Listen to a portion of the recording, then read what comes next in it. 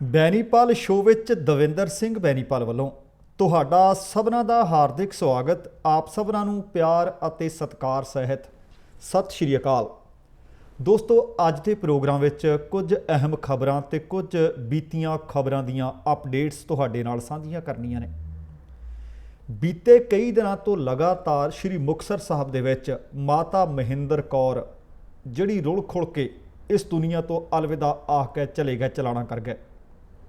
ਬਾਅਦ ਦੇ ਵਿੱਚ ਖਬਰਾਂ ਆਈਆਂ ਕਿ ਪਰਿਵਾਰ ਆਪਣੀਆਂ ਸਫਾਈਆਂ ਪੇਸ਼ ਕਰ ਰਿਹਾ। ਇਹ ਵੀ ਪਤਾ ਲੱਗਿਆ ਸੀ ਕਿ ਕੇਅਰ ਟੇਕਰ ਤੱਕ ਮਾਂ ਜੀ ਪਹੁੰਚੇ ਕਿਵੇਂ, ਕੇਅਰ ਟੇਕਰ ਨੂੰ ਰੁਪਈਆ ਤੇ ਲੱਖ ਕਿੰਨਾ ਦਿੱਤਾ ਜਾਂਦਾ ਸੀ। ਪਰ ਹੁਣ ਸਭ ਤੋਂ ਪਹਿਲਾਂ ਸ਼੍ਰੀ ਮੁਕਤਸਰ ਸਾਹਿਬ ਦੇ ਡੀਸੀ ਨੇ ਇੱਕ ਐਸਡੀਐਮ ਦੀ ਡਿਊਟੀ ਲਗਾਈ ਸੀ ਕਿ ਜਾਂਚ ਪੜਤਾਲ ਕਰਕੇ ਦਿਓ, ਤੇ ਹੁਣ ਸਖਤੀ ਹੋਰ ਵੱਧ ਗਈ ਹੈ। ਪੰਜਾਬ ਰਾਜ ਮਹਿਲਾ ਕਮਿਸ਼ਨ ਨੇ ਸਖਤ ਨੋਟਿਸ ਲੈ ਲਿਆ। ਇਹ ਖਬਰ ਤੁਹਾਡੇ ਨਾਲ ਅਪਡੇਟ ਵਿੱਚ ਸਾਂਝੀ ਕਰਾਂਗੇ। ਬੀਤੇ ਲਗਭਗ ਕਈ ਦਿਨਾਂ ਤੋਂ ਅਮਰੀਕਾ ਵਾਲੇ ਪਾਸਿਓਂ ਵੀ ਅਤੇ ਇੱਧਰ ਕੈਨੇਡਾ ਵਾਲੇ ਪਾਸਿਓਂ ਵੀ ਲਗਾਤਾਰ ਮੰਦਭਾਗੀਆਂ ਖਬਰਾਂ ਵਾਪਰਨ ਦੀਆਂ ਖਬਰਾਂ ਮਿਲਦੀਆਂ ਰਹੀਆਂ। ਅੱਜ ਵੀ ਇਸੇ ਤਰ੍ਹਾਂ ਦੀਆਂ ਖਬਰਾਂ ਨੇ। 3 ਕੈਨੇਡਾ ਦੇ ਵਿੱਚ ਅਤੇ 1 ਅਮਰੀਕਾ ਦੇ ਵਿੱਚ ਪੰਜਾਬੀ ਨੌਜਵਾਨ ਐਕਸੀਡੈਂਟ ਹੋਏ ਨੇ। ਟਰੱਕ ਚਲਾਉਣ ਵਾਲੇ ਸਨ। 4 ਹੀ ਘਰਾਂ ਦੇ ਵਿੱਚ 70 ਵਿਛ ਗਿਆ। 24 ਵਰ੍ਹਿਆਂ ਦੇ ਸੀ ਤੇ ਇੱਕ 38 ਵਰ੍ਹਿਆਂ ਦਾ ਸੀ। ਇਹ ਆਪਣੇ ਆਪ ਦੇ ਵਿੱਚ ਬਹੁਤ ਮੰਦਭਾਗੀ ਤੇ ਦਰਦਨਾਕ ਘਟਨਾ ਹੈ। ਇਹ ਖਬਰ ਤੁਹਾਡੇ ਨਾਲ ਸਾਂਝੀ ਕਰਾਂਗੇ ਤੇ ਇਹ ਘਟਨਾਵਾਂ ਵਾਪਰੀਆਂ ਕਿੱਥੇ ਤੇ ਕਿਵੇਂ ਨੇ। ਇਸੇ ਤਰ੍ਹਾਂ ਬੀਤੇ ਦਿਨਾਂ ਤੋਂ ਜਦੋਂ ਤੋਂ ਕੋਵਿਡ-19 ਚੱਲਿਆ, ਬਹੁਤ ਸਾਰੀਆਂ ਜ਼ਿੰਦਗੀਆਂ ਦਾਅ 'ਤੇ ਲੱਗੀਆਂ। ਬਹੁਤ ਸਾਰੇ ਲੋਕ ਜ਼ਿੰਦਗੀ ਮੌਤ ਦੀ ਲੜਾਈ ਹਾਲੇ ਵੀ ਹਸਪਤਾਲਾਂ ਵਿੱਚ ਲੜ ਰਹੇ ਨੇ। ਕਈ ਆਪੋ ਆਪਣੇ ਘਰਾਂ ਵਿੱਚ ਇਕਾਂਤਵਾਸ ਨੇ। ਪਰ ਨਿਊਯਾਰਕ ਤੋਂ ਖਬਰ ਮਿਲ ਰਹੀ ਹੈ ਕਿ ਨਿਊਯਾਰਕ ਦੇ ਵਿੱਚ ਇੱਕ 73 ਵਰ੍ਹਿਆਂ ਦਾ ਬਜ਼ੁਰਗ ਤੇ ਇੱਕ 71 ਵਰ੍ਹਿਆਂ ਦੀ ਮੁਟਿਆਰ, ਦੋਵਾਂ ਦਾ ਆਪਸ ਦੇ ਵਿੱਚ ਦੋਸਤਾਨਾ, ਤੇ ਬਾਅਦ ਦੇ ਵਿੱਚ ਜਦੋਂ ਗਲੇਰੀਆ ਨਿਊਯਾਰਕ ਦੇ ਹਸਪਤਾਲ ਵਿੱਚ ਚਲੀ ਗਈ, ਲੱਗਦਾ ਸੀ ਕਿ ਹੁਣ ਸ਼ਾਇਦ ਜ਼ਿੰਦਗੀ ਸਾਥ ਛੱਡ ਜਾਵੇ। ਪਰ ਨਵੀਂ ਜ਼ਿੰਦਗੀ ਕਿਵੇਂ ਮਿਲ ਗਈ, ਦੇਖਿਓ ਕਿਹੜੀ ਥਿਊਰੀ ਨੇ ਕੰਮ ਕਰ ਦਿੱਤਾ ਜਦੋਂ ਡਾਕਟਰ ਕਹਿੰਦੇ ਸੀ ਸੰਭਾਵਨਾ ਕੋਈ ਨਹੀਂ, ਕਿਉਂਕਿ ਨਿਊਯਾਰਕ ਵਿੱਚ ਸਭ ਤੋਂ ਵੱਧ ਕੋਵਿਡ ਦਾ ਕਹਿਰ ਵੀ ਸੀ। ਇਸੇ ਤਰ੍ਹਾਂ ਦੀ ਇੱਕ ਖਬਰ ਟੈਕਸਸ ਦੇ ਵਿੱਚੋਂ ਵੀ ਮਿਲ ਰਹੀ ਹੈ। ਟੈਕਸਸ ਦੇ ਵਿੱਚ ਇੱਕ 41 ਵਰ੍ਹਿਆਂ ਦਾ ਬੰਦਾ, ਉਹ ਵੀ ਕੋਵਿਡ ਦਾ ਮਰੀਜ਼ ਹੋ ਗਿਆ। ਜਿਹੜੇ ਹਫ਼ਤੇ ਉਸ ਦਾ ਵਿਆਹ ਸੀ ਉਸੇ ਹਫ਼ਤੇ ਕੋਵਿਡ-19 ਤੋਂ ਉਹ ਪੋਜ਼ੀਟਿਵ ਆ ਗਿਆ। ਹਸਪਤਾਲ ਦੇ ਵਿੱਚ ਚਲਾ ਗਿਆ, ਲਾਈਫ ਸਪੋਰਟ 'ਤੇ ਚਲਾ ਗਿਆ। ਡਾਕਟਰ ਸਿਰ ਮਾਰ ਰਹੇ ਸੀ, ਪਰ ਉਹਦੀ ਮੰਗੇਤਰ ਨੇ ਜਿਹੜਾ ਕਰਿਸ਼ਮਾ ਕਰਕੇ ਦਿਖਾਇਆ ਨਾ, ਉਹਨੇ ਫਿਰ ਇੱਕ ਵਾਰੀ ਨਵੀਂ ਜ਼ਿੰਦਗੀ ਦੇ ਦਿੱਤੀ ਹੈ। ਇਹ ਕੁਝ ਖਬਰਾਂ ਨੇ ਜਿਹੜੀਆਂ ਮੈਂ ਤੁਹਾਡੇ ਨਾਲ ਸਾਂਝੀਆਂ ਕਰਨੀਆਂ ਨੇ। ਪਰ ਹਾਲੇ ਵੀ ਇੱਕ ਹੋਰ ਖਬਰ ਹੈ। ਖਬਰ ਇਹ ਹੈ ਕਿ ਕੈਲੀਫੋਰਨੀਆ ਦੇ ਵਿੱਚੋਂ ਖਬਰ ਮਿਲ ਰਹੀ ਹੈ। ਕੈਲੀਫੋਰਨੀਆ ਦੇ ਵਿੱਚ ਕੁਝ ਘੰਟਿਆਂ ਦੌਰਾਨ 11,000 ਵਾਰ ਬਿਜਲੀ ਕੜਕੀ ਤੇ ਗਰਜੀ, ਜਿਸ ਦੇ ਕਾਰਨ ਪੌਣੇ 400 ਦੇ ਲਗਭਗ ਅੱਗਾਂ ਲੱਗ ਗਈਆਂ, ਤੇ ਉਹਦਾ ਖਮਿਆਜ਼ਾ ਲੋਕਾਂ ਨੂੰ ਕਿੱਥੇ ਕਿੱਥੇ ਭੁਗਤਣਾ ਪੈ ਰਿਹਾ, ਤੇ ਤਾਪਮਾਨ ਦੇ ਵਿੱਚ ਕਿੰਨਾ ਵਾਧਾ ਹੋ ਗਿਆ ਤੇ ਹਵਾ ਕਿਹੋ ਜਿਹੀ ਹੋ ਗਈ। ਖਬਰ ਤੁਹਾਡੇ ਨਾਲ ਸਾਂਝੀ ਕਰਦੇ ਹਾਂ। ਦੋਸਤੋ, ਇਹ ਅੱਜ ਦੇ ਬੁਲੇਟਿਨ ਦੇ ਵਿੱਚ, ਅੱਜ ਦੇ ਇਹ ਸੈਗਮੈਂਟ ਦੇ ਵਿੱਚ ਤੁਹਾਡੇ ਨਾਲ ਖਬਰਾਂ ਸਾਂਝੀਆਂ ਕਰਨੀਆਂ ਨੇ। ਸ਼ੁਰੂਆਤ ਉੱਥੋਂ ਹੀ ਕਰਾਂਗੇ ਕਿ ਜੇਕਰ ਹਾਲੇ ਤੱਕ ਤੁਸੀਂ ਚੈਨਲ ਸਬਸਕ੍ਰਾਈਬ ਨਹੀਂ ਕੀਤਾ ਤੇ ਕਿਰਪਾ ਕਰਕੇ ਬੇਨਤੀ ਹੈ ਚੈਨਲ ਸਬਸਕ੍ਰਾਈਬ ਵੀ ਕਰ ਲਿਓ ਅਤੇ ਆਪਣੇ ਕਮੈਂਟ ਵੀ ਜ਼ਰੂਰ ਭੇਜਦੇ ਰਿਹਾ ਕਰੋ। ਮੇਰੀ ਕੋਸ਼ਿਸ਼ ਹੁੰਦੀ ਹੈ ਕਿ ਤੁਹਾਡੇ ਹਰ ਕਮੈਂਟ ਦਾ ਜਵਾਬ ਦਿੱਤਾ ਜਾਵੇ। ਤੇ ਜੇਕਰ ਵੀਡੀਓ ਸਾਰੀ ਦੇਖਣ ਤੋਂ ਬਾਅਦ ਚੰਗੀ ਲੱਗੀ, ਫਿਰ ਲਾਈਕ ਵਾਲਾ ਅਤੇ ਸ਼ੇਅਰ ਵਾਲਾ ਬਟਨ ਵੀ ਜ਼ਰੂਰ ਦੱਬ ਦਿਆ ਕਰੋ। ਧੰਨਵਾਦੀ ਹੋਵਾਂਗਾ।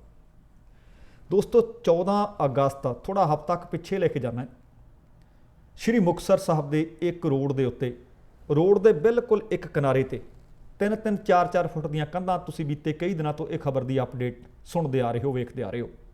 ਮਾਤਾ ਮਹਿੰਦਰ ਕੌਰ ਪਿਆ ਤਨ ਤੇ ਕੱਪੜਾ ਕੋਈ ਨਹੀਂ, ਅੰਤਾਂ ਦੀ ਗਰਮੀ ਹੈ, ਸਿਰ ਦੇ ਵਿੱਚ ਕੀੜੇ ਚੱਲ ਰਹੇ ਹੈ। ਪੁੱਤ ਵੱਡੇ ਨੇ ਭਾਈ, ਇੱਕ ਤਾਂ ਕਹਿੰਦਾ 31-32 ਵਰ੍ਹੇ ਹੋ ਗਏ ਮਿਲਿਆ ਹੀ ਨਹੀਂ ਮੈਂ, ਦੱਸੋ ਮੇਰਾ ਕੀ ਕਸੂਰ ਹੈ। ਦੂਸਰੇ ਭੈਣਾਂ ਭਰਾਵਾਂ ਦਾ ਕਸੂਰ ਹੈ।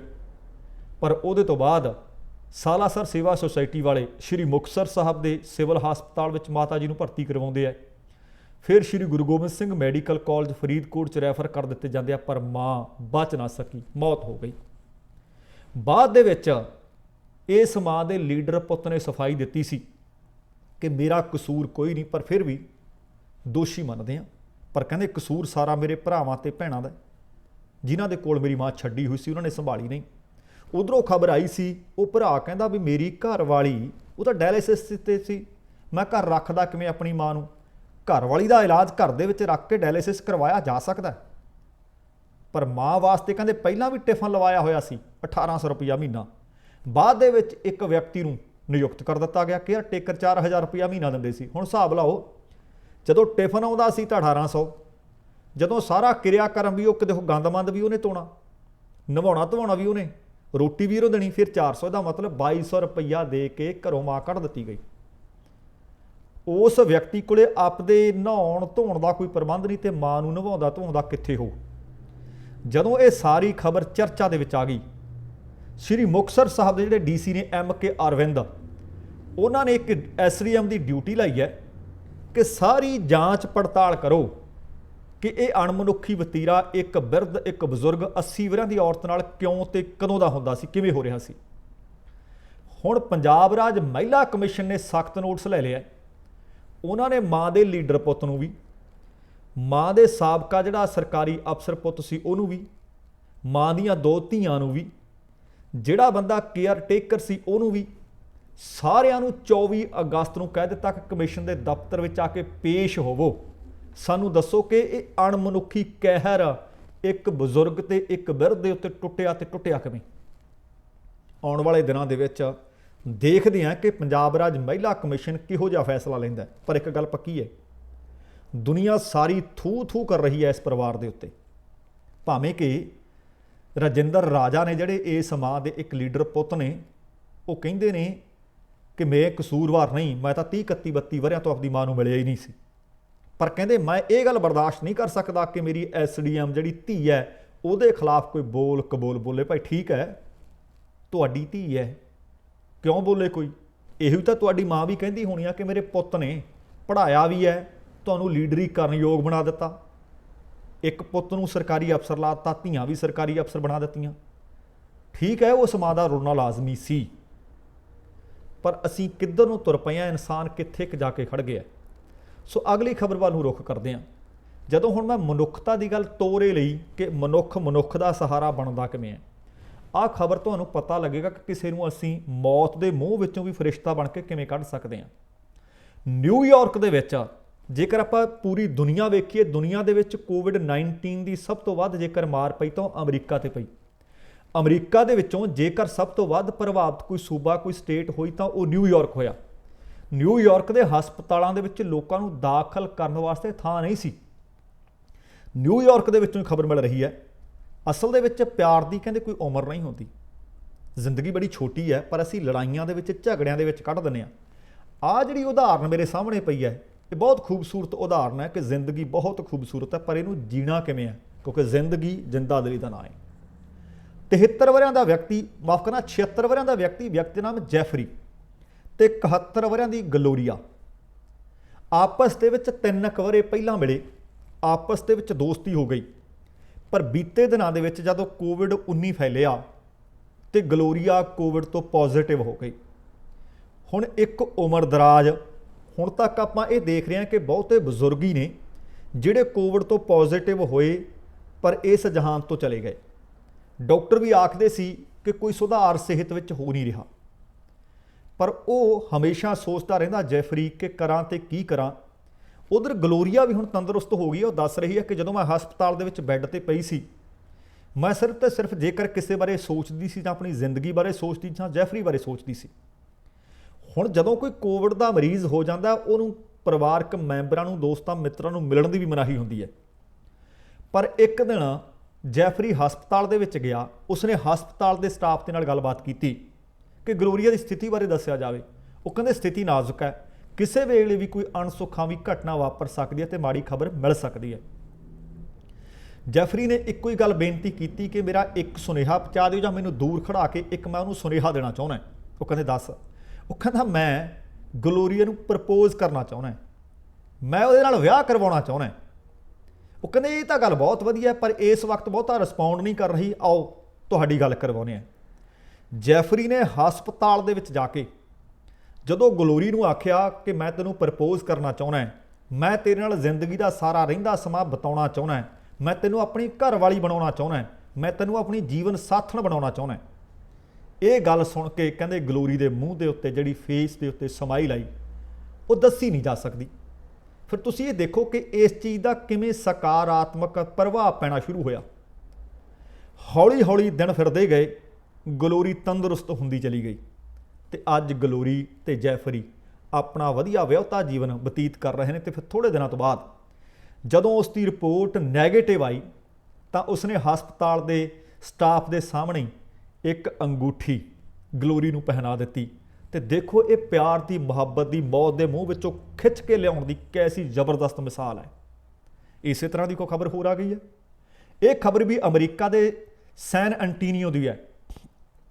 ਸੈਨ ਐਂਟੋਨੀਓ ਦੇ ਵਿੱਚ 41 ਵਰ੍ਹਿਆਂ ਦਾ ਇੱਕ ਵਿਅਕਤੀ ਜਿਸ ਦਾ ਨਾਮ ਹੈ ਕਾਰਲੋਸ ਮੁਨਿਜ਼। ਦਰਅਸਲ ਕਾਰਲੋਸ ਵੀ ਕੋਵਿਡ ਦਾ ਮਰੀਜ਼ ਹੋ ਗਿਆ। ਮਰੀਜ਼ ਰਿਪੋਰਟ ਉਸੇ ਹੀ ਹਫ਼ਤੇ ਆਈ ਜਿਸ ਹਫ਼ਤੇ ਕਾਰਲੋਸ ਦਾ ਗ੍ਰੇਸ ਦੇ ਨਾਲ ਵਿਆਹ ਹੋਣਾ ਤੈਅ ਹੋਇਆ ਸੀ। ਗ੍ਰੇਸ ਦੇ ਨਾਲ ਇਹ ਮੰਗਿਆ ਹੋਇਆ ਸੀ। ਹੁਣ ਹਸਪਤਾਲ ਦੇ ਅਧਿਕਾਰੀ ਦੱਸਦੇ ਆ, ਹਸਪਤਾਲ ਦੀ ਫੇਸਬੁੱਕ ਦੇ ਉੱਤੇ ਜਾ ਕੇ ਵੀ ਲੋਕਾਂ ਨੇ ਵੇਖਿਆ, ਸੈਨ ਐਂਟੋਨੀਓ ਦੇ ਮੈਥੋਡਿਸਟ ਹਸਪੀਟਲ ਦੀ ਫੇਸਬੁੱਕ 'ਤੇ ਲਿਖਿਆ ਹੋਇਆ ਸੀ ਕਿ ਕਾਰਲੋਸ ਦੀ ਸਥਿਤੀ ਲਗਾਤਾਰ ਨਾਜ਼ੁਕ ਹੁੰਦੀ ਜਾ ਰਹੀ ਹੈ, ਮੋੜਾ ਪੈ ਨਹੀਂ ਰਿਹਾ। ਸਥਿਤੀ ਇੱਥੋਂ ਤੱਕ ਗੰਭੀਰ ਹੋ ਗਈ, ਡਾਕਟਰਾਂ ਤੇ ਨਰਸਾਂ ਦੇ ਦੱਸਣ ਮੁਤਾਬਕ ਉਸ ਦੇ ਦੋਵੇਂ ਫੇਫੜਿਆਂ ਦੇ ਵਿੱਚ ਬਹੁਤ ਜ਼ਿਆਦਾ ਇਨਫੈਕਸ਼ਨ ਹੋਣ ਦੇ ਕਾਰਨ ਉਸ ਨੂੰ ਲਾਈਫ ਸਪੋਰਟ ਤੇ ਰੱਖਣਾ ਪਿਆ। ਜਦੋਂ ਹੁਣ ਲਾਈਫ ਸਪੋਰਟ ਤੇ ਪਿਆ, ਡਾਕਟਰ ਦੱਸ ਰਹੇ ਨੇ ਕਿ ਹਾਂ ਤੇ ਨਾ ਦੇ ਵਿਚਕਾਰ ਲਟਕ ਰਿਹਾ ਹੈ, ਕਿਸੇ ਵੇਲੇ ਵੀ ਹਾਂ ਜਾਂ ਨਾ ਪੱਕੀ ਕੋਈ ਖਬਰ ਆ ਸਕਦੀ ਹੈ। ਹੁਣ ਗ੍ਰੇਸ ਉਸ ਨੂੰ ਅੰਤਾਂ ਦੀ ਮੁਹੱਬਤ ਕਰਦੀ ਸੀ।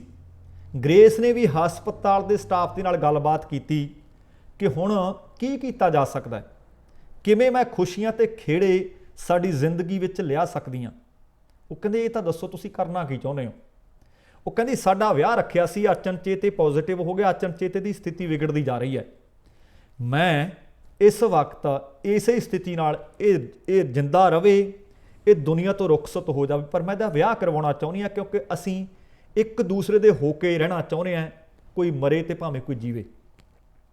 ਹਸਪਤਾਲ ਦੇ ਸਟਾਫ ਦੇ ਸਾਹਮਣੇ ਹਸਪਤਾਲ ਦੇ ਇੱਕ ਵਾਰਡ ਦੇ ਬੈੱਡ ਦੇ ਉੱਤੇ ਪੈ ਕਾਰਲੋਸ ਦੇ ਨਾਲ ਬਿਲਕੁਲ ਉਸੇ ਤਰ੍ਹਾਂ ਦਾ ਪਹਿਰਾਵਾ ਪਾਇਆ ਗਿਆ ਉਸ ਗ੍ਰੇਸ ਦੇ ਵੱਲੋਂ, ਔਰਤ ਦੇ ਵੱਲੋਂ, ਜਿਸ ਤਰ੍ਹਾਂ ਉਹਨੇ ਆਪਣੇ ਵਿਆਹ ਵਾਲੇ ਦਿਨ ਜਿਹੜਾ ਗਾਊਨ ਪਾਉਣਾ ਸੀ ਪਹਿਨ ਕੇ ਉਸੇ ਤਰ੍ਹਾਂ ਬੁੱਕੇ ਫੜ ਕੇ ਵਿਆਹ ਬੰਧਨ ਦੇ ਵਿੱਚ ਦੋਵੇਂ ਜਾਣੇ ਵੱਜ ਗਏ। ਇਹਦੇ ਤੋਂ ਬਾਅਦ ਕਾਰਲੋਸ ਤੰਦਰੁਸਤ ਹੋ ਕੇ ਆਪਣੇ ਘਰ ਪਰਤ ਆਇਆ।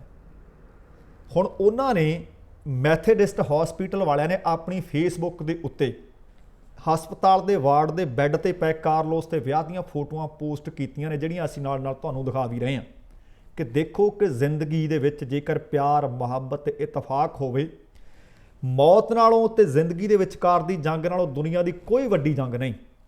ਮੈਂ ਜੈਫਰੀ ਦਾ ਤੇ ਨਾਲ ਤੁਹਾਨੂੰ ਗਲੋਰੀਆ ਦਾ ਜ਼ਿਕਰ ਕਰਕੇ ਹਟਿਆ ਕਿ ਜ਼ਿੰਦਗੀ ਤੇ ਮੌਤ ਦੀ ਜੰਗ ਕਿਵੇਂ ਜਿੱਤੀ। ਆ 41 ਵਰ੍ਹਿਆਂ ਦੇ ਨਿਕੋਲਸ, ਕਾਰਲੋਸ ਤੇ ਗ੍ਰੇਸ ਨੇ ਜ਼ਿੰਦਗੀ ਦੀ ਜੰਗ ਕਿਵੇਂ ਜਿੱਤੀ। ਸੋ ਇਹ ਬਹੁਤ ਖੂਬਸੂਰਤ ਉਦਾਹਰਨਾਂ ਨੇ, ਸਕਾਰਾਤਮਕ ਉਦਾਹਰਨਾਂ ਨੇ, ਪੋਜ਼ਿਟਿਵ ਉਦਾਹਰਨਾਂ ਨੇ। ਤੇ ਫਿਰ ਬਾਅਦ ਦੇ ਵਿੱਚ ਮਹੀਨੇ ਤੋਂ ਬਾਅਦ ਜਦੋਂ ਟੈਸਟ ਲਗਾਤਾਰ ਹੁੰਦੇ ਗਏ, ਲਾਈਫ ਸਪੋਰਟ ਚੁੱਕ ਦਿੱਤੀ ਗਈ ਤੇ ਹੁਣ ਕਾਰਲੋਸ ਦੀ ਜਿਹੜੀ ਰਿਪੋਰਟ ਪੋਜ਼ਿਟਿਵ ਦੀ ਬਜਾਏ ਨੈਗੇਟਿਵ ਆ ਗਈ ਹੈ ਤੇ ਤੰਦਰੁਸਤ ਹੋ ਕੇ ਦੋਵੇਂ ਪਤੀ ਪਤਨੀ ਇਸ ਵਕਤ ਆਪਣੇ ਘਰ ਦੇ ਵਿੱਚ, ਪਰਿਵਾਰ ਦੇ ਵਿੱਚ ਬੈਠੇ ਨੇ। ਪਰ ਇਹ ਦੱਸਣਾ ਬਣਦਾ ਹੈ ਕਿ ਇਸ ਵਿਆਹ ਦੇ ਵਿੱਚ ਕਾਰਲੋਸ ਅਤੇ ਉਸ ਦੀ ਘਰਵਾਲੀ ਗ੍ਰੇਸ ਜਾਂ ਫਿਰ ਸਟਾਫ, ਹਸਪਤਾਲ ਦਾ ਸਟਾਫ ਮੌਜੂਦ ਸੀ, ਪਰਿਵਾਰ ਦਾ ਕੋਈ ਮੈਂਬਰ ਇਸ ਵਿਆਹ ਦੇ ਵਿੱਚ ਸ਼ਾਮਲ ਨਹੀਂ ਹੋ ਸਕਿਆ। ਅਸਲ ਦੇ ਵਿੱਚ ਇਹ ਵਿਆਹ ਬੀਤੀ 11 ਅਗਸਤ ਨੂੰ ਹਸਪਤਾਲ ਦੇ ਇੱਕ ਵਾਰਡ ਵਿੱਚ ਕੀਤਾ ਗਿਆ। ਹੁਣ ਅਗਲੀ ਖਬਰ ਜਿਹੜੀ ਮੈਂ ਤੁਹਾਡੇ ਨਾਲ ਸਾਂਝੀ ਕਰਨੀ ਚਾਹੁੰਦਾ ਉਹ ਟੋਰਾਂਟੋ ਤੋਂ ਖਬਰ ਮਿਲ ਰਹੀ ਹੈ। ਟੋਰਾਂਟੋ ਦੇ ਵਿੱਚ ਇੱਕ ਤੋਂ ਬਾਅਦ ਇੱਕ 2 ਦੁਰਘਟਨਾਵਾਂ ਵਾਪਰੀਆਂ ਨੇ, 2 ਐਕਸੀਡੈਂਟ ਹੋਏ ਨੇ, ਜਿਸ ਦੇ ਵਿੱਚ ਪੰਜਾਬੀ ਮੂਲ ਦੇ 3 ਨੌਜਵਾਨ 24 ਵਰ੍ਹਿਆਂ ਦੇ, ਜਿਨ੍ਹਾਂ ਵਿੱਚ ਜਸਪ੍ਰੀਤ ਸਿੰਘ, ਜਤਿੰਦਰਪਾਲ ਸਿੰਘ ਤੇ ਗੁਰਕੀਰਤ ਸਿੰਘ, ਇਸ ਹੋਏ ਭਿਆਨਕ ਸੜਕ ਹਾਦਸਿਆਂ ਦੇ ਕਾਰਨ ਟਰੱਕ ਚਲਾਉਂਦੇ ਸੀ। ਇਸ ਦੇ ਵੇਰਵਿਆਂ ਦੀ ਉਡੀਕ ਕੀਤੀ ਜਾ ਰਹੀ ਹੈ ਕਿ ਅਸਲ ਦੇ ਵਿੱਚ ਕਾਰਨ ਕੀ ਬਣੇ। ਤਿੰਨਾਂ ਦੀ ਮੌਤ ਹੋ ਚੁੱਕੀ ਹੈ। ਪਰਿਵਾਰਕ ਮੈਂਬਰਾਂ ਦੇ ਨਾਲ ਜਿੱਥੇ ਅਸੀਂ ਡੂੰਘੇ ਦੁੱਖ ਦਾ ਇਜ਼ਹਾਰ ਕਰਦੇ ਹਾਂ, ਉੱਥੇ ਸਾਰਿਆਂ ਨੂੰ ਅਪੀਲ ਕਰਦੇ ਹਾਂ ਕਿ ਭਾਵੇਂ ਹਾਲੇ ਇਹ ਸੜਕ ਹਾਦਸੇ ਕਿਉਂ ਵਾਪਰੇ ਇਹਦੀ ਮੈਂ ਵਿਸਥਾਰ ਨਾਲ ਜਾਣਕਾਰੀ ਨਹੀਂ ਦੇ ਸਕਦਾ, ਆਉਣ ਵਾਲੇ ਦਿਨਾਂ ਦੇ ਵਿੱਚ ਤੁਹਾਨੂੰ ਦੱਸਾਂਗਾ। ਪਰ ਸਪੀਡਿੰਗ ਨਾ ਕਰਿਆ ਕਰੋ, ਫੋਨ ਤੇ ਗੱਲਾਂ ਨਾ ਕਰਿਆ ਕਰੋ। ਪਰ ਮੈਂ ਇਹ ਨਹੀਂ ਕਹਿੰਦਾ ਕਿ ਇਹ ਇਸ ਕਾਰਨ ਹੋਏ ਨੇ, ਪਰ ਸਾਵਧਾਨੀਆਂ ਜਿੰਨੀਆਂ ਵੱਧ ਤੋਂ ਵੱਧ ਆਪਾਂ ਵਰਤ ਸਕਦੇ ਹਾਂ ਆਪਾਂ ਵਰਤੀਏ ਤਾਂ ਕਿ ਇਸ ਤਰ੍ਹਾਂ ਦੀਆਂ ਅਣਸੁਖਾਵੀਆਂ ਘਟਨਾਵਾਂ ਵਾਪਰਨ ਦੇ ਵਿੱਚ ਥੋੜ੍ਹੀ ਬਹੁਤੀ ਠੱਲ ਪੈ ਸਕੇ, ਕਿਉਂਕਿ ਕਿਸੇ ਗਲਤੀ ਇੱਕ ਵਿਅਕਤੀ ਦੀ ਦੂਸਰੇ ਦੀ ਜਾਨ ਲੈ ਸਕਦੀ ਹੈ। ਭਾਵੇਂ ਹੋ ਸਕਦਾ ਹੈ ਇਹਨਾਂ ਤਿੰਨਾਂ ਹੀ ਨੌਜਵਾਨਾਂ ਦਾ ਕੋਈ ਵੀ ਕਸੂਰ ਨਾ ਹੋਵੇ, ਪਰ ਜਾਨਾਂ ਚਲੇ ਗਈਆਂ ਨੇ। ਇੱਧਰ ਫ੍ਰੇਜ਼ਨੋ ਕੈਲੀਫੋਰਨੀਆ ਦੇ ਵਿੱਚੋਂ ਖਬਰ ਮਿਲ ਰਹੀ ਹੈ, 38 ਵਰ੍ਹਿਆਂ ਦਾ ਨੌਜਵਾਨ ਜਿਸ ਦਾ ਨਾਮ ਮੁਖਤਿਆਰ ਸਿੰਘ ਧਾਲੀਵਾਲ ਤੇ ਜਿਹਦਾ ਪਿਛਲਾ ਪਿੰਡ ਲੋਪੋਂ ਤੇ ਜ਼ਿਲ੍ਹਾ ਮੋਗਾ ਸੀ, ਕਾਫੀ ਲੰਬੇ ਸਮੇਂ ਤੋਂ ਫ੍ਰੇਜ਼ਨੋ ਦੇ ਵਿੱਚ ਰਹਿ ਰਿਹਾ ਸੀ ਤੇ ਫ੍ਰੇਜ਼ਨੋ ਦਾ ਸਾਰਾ ਭਾਈਚਾਰਾ ਇਸ ਵਕਤ ਦੁੱਖ ਵਿੱਚ ਹੈ, ਦੁੱਖ ਮਹਿਸੂਸ ਕਰ ਰਿਹਾ ਹੈ। ਅਸਲ ਦੇ ਵਿੱਚ ਮੁਖਤਿਆਰ ਸਿੰਘ ਧਾਲੀਵਾਲ ਆਪਣੇ ਟਰੱਕ ਦਾ ਲੋਡ ਲੈ ਕੇ ਜਾ ਰਿਹਾ ਸੀ ਤੇ ਜਿਹੜਾ ਇਹ load Arizona state interstate highway 40 number ਉਸ ਹਾਈਵੇ ਤੇ ਜਾ ਰਿਹਾ ਸੀ ਅਤੇ 39 ਮਾਈਲ ਮਾਰਕਰ ਦੇ ਨੇੜੇ ਡੈਲਸ ਵੱਲ ਨੂੰ ਲੋਡ ਲੈ ਕੇ ਜਾ ਰਿਹਾ ਸੀ। ਉੱਥੇ ਇਸ ਤੇ ਟਰੱਕ ਦਾ ਅਗਲਾ ਟਾਇਰ ਫਟਿਆ। ਅਗਲਾ ਟਾਇਰ ਫਟਣ ਕਾਰਨ ਟਰੱਕ ਜਾ ਰਿਹਾ ਸੀ ਆਪਣੀ ਸਪੀਡ ਦੇ ਉੱਤੇ, ਪਿੱਛੇ ਲੋਡ ਲੱਦਿਆ ਹੋਇਆ ਸੀ। ਤੁਹਾਨੂੰ ਪਤਾ ਕਿ ਵੱਡੇ ਵੱਡੇ ਟਰੱਕ ਨੇ 52 ਫੁੱਟ ਤਾਂ ਪਿੱਛੇ ਟ੍ਰੇਲਰ ਪਾਇਆ ਹੁੰਦਾ ਤੇ ਅੱਗੇ ਜਿਸ ਨੂੰ ਟਰੱਕ ਆਪਾਂ ਕਹਿੰਦੇ ਉਹਨੂੰ ਟਰੈਕਟਰ ਕਹਿੰਦੇ ਨੇ। ਟਰੈਕਟਰ ਟ੍ਰੇਲਰ ਕਿੰਨੀ ਸਪੀਡ ਵਿੱਚ ਹੋਏਗਾ, ਕਿੰਨਾ ਲੋਡ ਹੋਏਗਾ, ਵਜ਼ਨ ਹੋਏਗਾ। ਮੂਹਰਲਾ ਟਾਇਰ ਫਟਿਆ, ਟਰੱਕ ਤੇਜ਼ ਸੰਭਲਿਆ ਨਹੀਂ ਤੇ ਖਤਾਨਾਂ ਵਿੱਚ ਜਾ ਡਿੱਗਿਆ। ਖਤਾਨਾਂ ਵਿੱਚ ਡੂੰਘੇ ਖਤਾਨਾਂ ਵਿੱਚ ਡਿੱਗਣ ਤੋਂ ਬਾਅਦ ਟਰੱਕ ਨੂੰ ਅੱਗ ਲੱਗ ਗਈ ਅਤੇ ਮੁਖਤਿਆਰ ਸਿੰਘ ਧਾਲੀਵਾਲ ਦੀ ਮੌਕੇ ਤੇ ਮੌਤ ਹੋ ਗਈ। ਹੁਣ ਆਪਣੇ ਪਿੱਛੇ ਮੁਖਤਿਆਰ ਸਿੰਘ ਧਾਲੀਵਾਲ ਮਾਂ-ਬਾਪ, ਪਤਨੀ, 2 ਬੱਚੇ, ਭਰਾ ਸਾਰਿਆਂ ਨੂੰ ਰੋਂਦਿਆਂ ਤੇ ਵਿਲਕਦਿਆਂ ਨੂੰ ਛੱਡ ਗਿਆ। ਹਾਲੇ ਕੁਝ ਦਿਨ ਪਹਿਲਾਂ ਵੀ ਕੈਲੀਫੋਰਨੀਆ ਦੇ ਵਿੱਚੋਂ ਇਸੇ ਤਰ੍ਹਾਂ ਦੀਆਂ 2 ਮੰਦਭਾਗੀਆਂ ਪੰਜਾਬੀ ਨੌਜਵਾਨ ਦੇ ਮੌਤਾਂ ਦੀ ਖਬਰ ਵੀ ਆਈ ਸੀ। ਲਗਾਤਾਰ ਬਹੁਤ ਸਾਰੀਆਂ ਇਸ ਤਰ੍ਹਾਂ ਦੀਆਂ ਜਾਨਾਂ ਜਾ ਰਹੀਆਂ ਨੇ ਜਿਨ੍ਹਾਂ ਦਾ ਹਾਲੇ ਹੱਸਣ, ਖੇਡਣ ਤੇ ਕਮਾਉਣ ਦਾ ਸਮਾਂ ਸੀ, ਪਰਿਵਾਰ ਦੇ ਨਾਲ ਸਮਾਂ ਬਿਤਾਉਣ ਦਾ ਸਮਾਂ ਸੀ, ਪਰ ਅਸੀਂ ਇਹਨਾਂ ਹੋਈਆਂ ਮੌਤਾਂ ਦੇ ਉੱਤੇ ਡੂੰਘੇ ਦੁੱਖ ਦਾ ਪ੍ਰਗਟਾਵਾ ਕਰਦੇ ਹਾਂ। ਅਗਲੀ ਖਬਰ ਜਿਹੜੀ ਮੈਂ ਤੁਹਾਡੇ ਨਾਲ ਸਾਂਝੀ ਕਰਨੀ ਚਾਹੁੰਦਾ ਉਹ ਵੀ ਕੈਲੀਫੋਰਨੀਆ ਦੇ ਵਿੱਚੋਂ ਖਬਰ ਮਿਲ ਰਹੀ ਹੈ। ਕੈਲੀਫੋਰਨੀਆ ਦੇ ਬੀਤੇ ਕੁਝ ਦਿਨਾਂ ਦੇ ਵਿੱਚ ਲਗਾਤਾਰ ਅਸਮਾਨੀ ਬਿਜਲੀ ਗੜਕ ਰਹੀ ਹੈ, ਗਰਜ ਰਹੀ ਹੈ। ਬੀਤੇ ਕੁਝ ਘੰਟਿਆਂ ਦੇ ਵਿੱਚ ਉੱਥੋਂ ਦੇ ਗਵਰਨਰ ਦੀ ਸਟੇਟਮੈਂਟ ਹੈ ਕਿ 11,000 ਵਾਰ ਬਿਜਲੀ ਗਰਜੀ। ਇਸ ਬਿਜਲੀ ਦੇ ਕਾਰਨ ਕੈਲੀਫੋਰਨੀਆ ਦੇ ਵਿੱਚ ਬਹੁਤ ਸਾਰੀਆਂ ਥਾਵਾਂ ਦੇ ਉੱਤੇ ਜੰਗਲੀ ਅੱਗਾਂ ਲੱਗ ਗਈਆਂ ਨੇ। ਇਹਨਾਂ ਜੰਗਲੀ ਅੱਗਾਂ ਨੂੰ ਬੁਝਾਉਂਦਿਆਂ ਜਿੱਥੇ ਇਸ ਵਕਤ ਫਾਇਰ ਫਾਈਟਰ ਲਾਏ ਹੋਏ ਨੇ ਉੱਥੇ ਫੌਜ ਵੀ ਲਾ ਦਿੱਤੀ ਗਈ ਹੈ ਅਤੇ ਇੱਕ ਹੈਲੀਕਾਪਟਰ ਦੇ ਹਾਦਸਾਗ੍ਰਸਤ ਹੋਣ ਦੀ ਵੀ ਖਬਰ ਹੈ, ਜਿਸ ਦਾ ਪਾਇਲਟ ਵੀ ਉਸ ਹਾਦਸੇ ਦੇ ਵਿੱਚ ਆਪਣੀ ਜਾਨ ਗਵਾ ਗਿਆ ਅਤੇ 3 ਹੋਰ ਮੌਤਾਂ ਹੋ ਜਾਣ ਤੇ ਕੁਝ ਦੇ ਜ਼ਖਮੀ ਹੋਣ ਦੀ ਖਬਰ ਹੈ। ਇਹ ਜਿਹੜੀਆਂ ਹੁਣ ਤੱਕ ਇਸ ਦੇ ਨਾਲ ਅੱਗਾਂ ਲੱਗੀਆਂ ਨੇ 367 ਥਾਵਾਂ ਤੇ ਇਸ ਬਿਜਲੀ ਦੀ ਗਰਜ ਦੇ ਨਾਲ ਹੁਣ ਤੱਕ ਦੱਸਿਆ ਜਾ ਰਿਹਾ ਕਿ 367 ਥਾਵਾਂ ਤੇ ਅੱਗਾਂ ਲੱਗ ਚੁੱਕੀਆਂ ਨੇ, ਜਿਸ ਦੇ ਕਾਰਨ ਕਈ ਅੱਗਾਂ ਜਿਹੜੀਆਂ ਖੇਤੀਬਾੜੀ ਵਾਲੇ ਥਾਂ ਨੇ ਉਹਨਾਂ ਵਿੱਚ ਆ ਪਹੁੰਚੇ ਤੇ ਲਗਭਗ ਹੁਣ ਤੱਕ ਦੱਸਿਆ ਜਾ ਰਿਹਾ ਕਿ 1 ਲੱਖ ਏਕੜ ਨੂੰ ਇਹਨਾਂ ਅੱਗਾਂ ਨੇ ਪ੍ਰਭਾਵਿਤ ਕਰ ਦਿੱਤਾ ਹੈ, ਜਿਹੜੀ ਵਾਹੀਯੋਗ ਤੇ ਖੇਤੀਯੋਗ ਜ਼ਮੀਨ ਸੀ। ਅਤੇ ਇਹ ਜਿਹੜੀ ਅੱਗ ਹੈ ਇਸ ਵਕਤ Santa Kalera, Alameda, Kotra Costa ਇਹਨਾਂ ਇਲਾਕਿਆਂ ਤੇ ਹੋਰ ਕੁਝ ਇਲਾਕਿਆਂ ਦੇ ਵਿੱਚ ਲੱਗੀ ਹੋਈ ਹੈ। ਇਸ ਅੱਗ ਦੇ ਉੱਤੇ ਕਾਬੂ ਪਾਉਣ ਦੀਆਂ ਕੋਸ਼ਿਸ਼ਾਂ ਤਾਂ ਕੀਤੀਆਂ ਜਾ ਰਹੀਆਂ ਨੇ, ਪਰ ਦੂਸਰੇ ਪਾਸੇ ਇਸ ਬਿਜਲੀ ਅਸਮਾਨੀ ਬਿਜਲੀ ਲੱਗਣ ਦੇ ਕਾਰਨ ਜਿਹੜੀ ਅੱਗ ਲੱਗੀ ਹੋਈ ਹੈ ਜਾਂ ਅੱਗਾਂ ਲੱਗੀਆਂ ਹੋਈਆਂ ਨੇ ਉਹਨੇ ਤਾਪਮਾਨ ਦੇ ਵਿੱਚ ਇੰਨਾ ਕੁ ਵਾਧਾ ਕਰ ਦਿੱਤਾ ਹੈ ਕਿ 100 ਡਿਗਰੀ ਫਾਰਨਹੀਟ ਤੋਂ ਉੱਤੇ ਇਸ ਵਕਤ ਕੈਲੀਫੋਰਨੀਆ ਦੇ ਵਿੱਚ ਇਹਨਾਂ ਥਾਵਾਂ ਦੇ ਉੱਤੇ ਤਾਪਮਾਨ ਚਲਾ ਗਿਆ, ਭਾਵ 38 ਡਿਗਰੀ ਸੈਂਟੀਗ੍ਰੇਡ ਦੇ ਆਲੇ ਦੁਆਲੇ ਇਸ ਵਕਤ ਕੈਲੀਫੋਰਨੀਆ ਦੇ ਵਿੱਚ ਤਾਪਮਾਨ ਦਰਜ ਕੀਤਾ ਜਾ ਰਿਹਾ ਹੈ। ਜੇ ਇਸੇ ਤਰ੍ਹਾਂ ਇਹਨਾਂ ਤੇ ਕਾਬੂ ਨਾ ਪਾਇਆ ਗਿਆ ਤੇ ਆਉਣ ਵਾਲੇ ਦਿਨਾਂ ਦੇ ਵਿੱਚ ਹੋ ਸਕਦਾ ਕਿ ਬਹੁਤ ਸਾਰੇ ਲੋਕਾਂ ਨੂੰ ਆਪੋ ਆਪਣੇ ਘਰ ਖਾਲੀ ਕਰਕੇ ਹੋਰਨਾਂ ਥਾਵਾਂ ਤੇ ਸੁਰੱਖਿਅਤ ਥਾਵਾਂ ਤੇ ਜਾਣ ਦੇ ਵਾਸਤੇ ਸਰਕਾਰ ਦੇ ਵੱਲੋਂ ਨੋਟਿਸ ਵੀ ਜਾਰੀ ਕਰ ਦਿੱਤੇ ਜਾਣ ਤੇ ਕੈਲੀਫੋਰਨੀਆ ਦੇ ਗਵਰਨਰ ਗੈਵਨ ਨਿਊਸੋਮ ਨੇ ਕੈਲੀਫੋਰਨੀਆ ਸਟੇਟ ਦੇ ਵਿੱਚ ਇਹਨਾਂ ਅੱਗਾਂ ਲੱਗਣ ਤੋਂ ਬਾਅਦ ਐਮਰਜੈਂਸੀ ਦਾ ਐਲਾਨ ਕਰ ਦਿੱਤਾ ਹੈ। ਹਾਲੇ ਤੱਕ ਕੋਵਿਡ-19 ਤੋਂ ਲੋਕ ਉੱਭਰੇ ਨਹੀਂ ਸਨ ਤੇ ਉੱਪਰੋਂ ਆ ਦੂਰੀ ਮਾਰ ਜੰਗਲੀ ਅੱਗਾਂ ਦੇ ਕਾਰਨ ਪੈਂਦੀ ਜਾ ਰਹੀ ਹੈ। ਦੋਸਤੋ, ਇਹ ਸਨ ਅੱਜ ਦੀਆਂ ਕੁਝ ਖਬਰਾਂ। ਜੇਕਰ ਚੰਗੀਆਂ ਲੱਗੀਆਂ ਨੇ, ਜਾਣਕਾਰੀ ਭਰਪੂਰ ਲੱਗੀਆਂ ਨੇ ਤਾਂ ਤੁਸੀਂ ਲਾਈਕ ਵੀ ਕਰ ਦਿਓ ਤੇ ਸ਼ੇਅਰ ਵੀ ਕਰ ਦਿਓ ਤੇ ਜੇਕਰ ਹਾਲੇ ਤੱਕ ਚੈਨਲ ਸਬਸਕ੍ਰਾਈਬ ਨਹੀਂ ਕੀਤਾ ਕਿਰਪਾ ਕਰਕੇ ਚੈਨਲ ਸਬਸਕ੍ਰਾਈਬ ਵੀ ਕਰ ਲਿਓ। ਦਵਿੰਦਰ ਸਿੰਘ ਬੈਨੀਪਾਲ ਨੂੰ ਆਗਿਆ ਦਿਓ। ਸਤਿ ਸ਼੍ਰੀ ਅਕਾਲ ਤੇ ਰੱਬ ਰਾਖਾ।